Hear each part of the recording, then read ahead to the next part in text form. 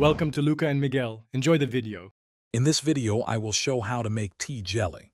First, select your favorite tea, whether it's black, green, or herbal. You'll need about 2 cups of strongly brewed tea. Next, measure out 1/2 cup of sugar and 2 tablespoons of unflavored gelatin powder. These simple ingredients are the foundation for a delightful, wobbly treat. We'll combine them carefully to ensure a perfect set. Achieving the right tea flavor is crucial.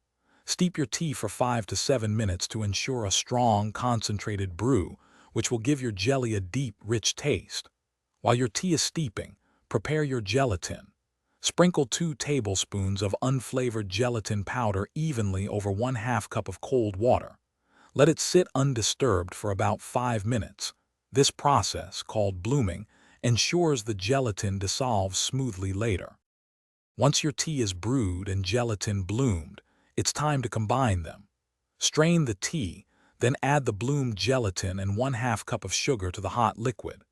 Stir gently but continuously until both the gelatin and sugar are completely dissolved.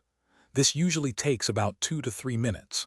Carefully pour the warm mixture into your chosen molds or a shallow dish. Then refrigerate for at least 4 hours, or until perfectly firm.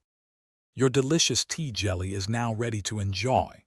To unmold, briefly dip the bottom of your mold in warm water, then invert onto a plate. Serve it simply as a refreshing dessert, or elevate it with a dollop of whipped cream, a sprinkle of fresh berries, or a drizzle of honey.